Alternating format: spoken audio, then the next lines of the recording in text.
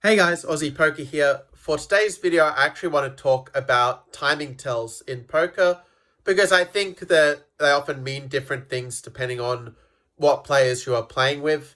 You see, the traditional understanding of timing tells is that when someone is taking a long time on a decision, it means that they generally have a pretty strong hand.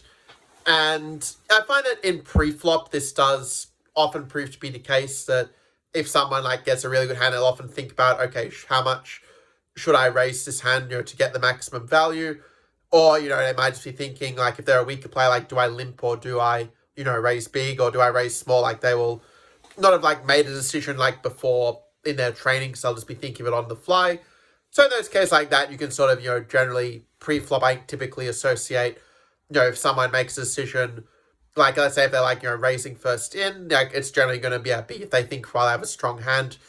But there are also some different cases I've seen before where there will be players who will just like instantly like sort of just shove on you when you raise. Like, and I find that if they're a more recreational player, that usually means they have a very strong hand. Like they didn't have to think about shoving. So they probably just have like aces or kings, queens.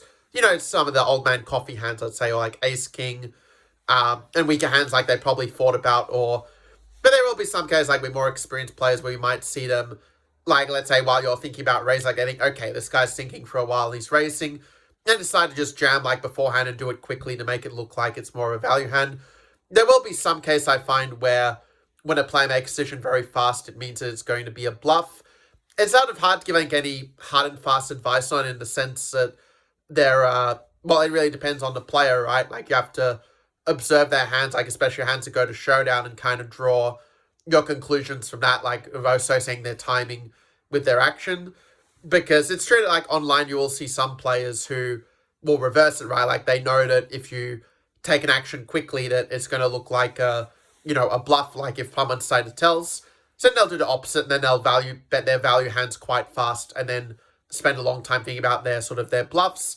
So that's something you have to keep an eye for. Like if you think that person is very aware of like these tells, they might try to reverse it. But in my experience, people are generally not as aware of tells they would like to believe. It's kind of like, with driving, like everyone thinks they're like an above average driver, but only 50% of people are. It's kind of like that with reading poker tells as well, in my experience. But yeah, you can also like sort of tell like, definitely other elements as well, like, what they do like after the timing tell, I think also significant. Like, for example, one thing that my poker coach kind of encouraged me to sort of do, and also I'm not doing as much as I should, but like, when they do like make some big decision, like some big bet, to kind of like ask them some totally random oddball question, like say some totally random thing, where you sort of test it, like if they give like a sort of genuine response, like they're a lot more likely to have it. Whereas if they seem a bit confused or like, thrown off a bit, like if they, or like let's say, I should rephrase this better, if they sort of give a natural response and it probably like, so what's this? Then yeah, they're probably more likely to have it.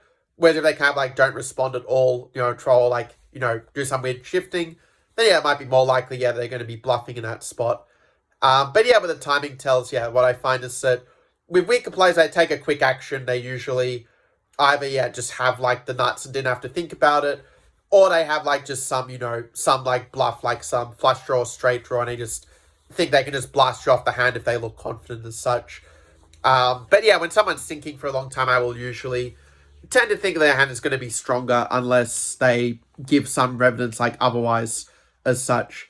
So, because I mean, keep in mind, like a lot of these recreational players, like nearly all of them tend to under bluff as such. Like when they, show the bluff after a hand, it's probably because they don't bluff very often. So it's something quite special and like unique for them. It's sort of something I like to keep in mind.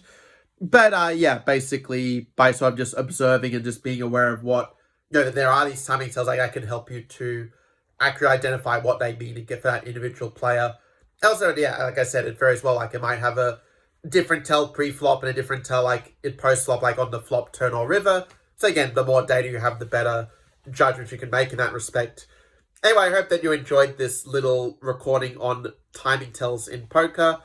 Also, I think one thing to keep in mind is like online they are going to be a lot less reliable because if they take a long time, yeah, they may be just, not on a computer or they're multi-tabling. It's like, don't read too much, online.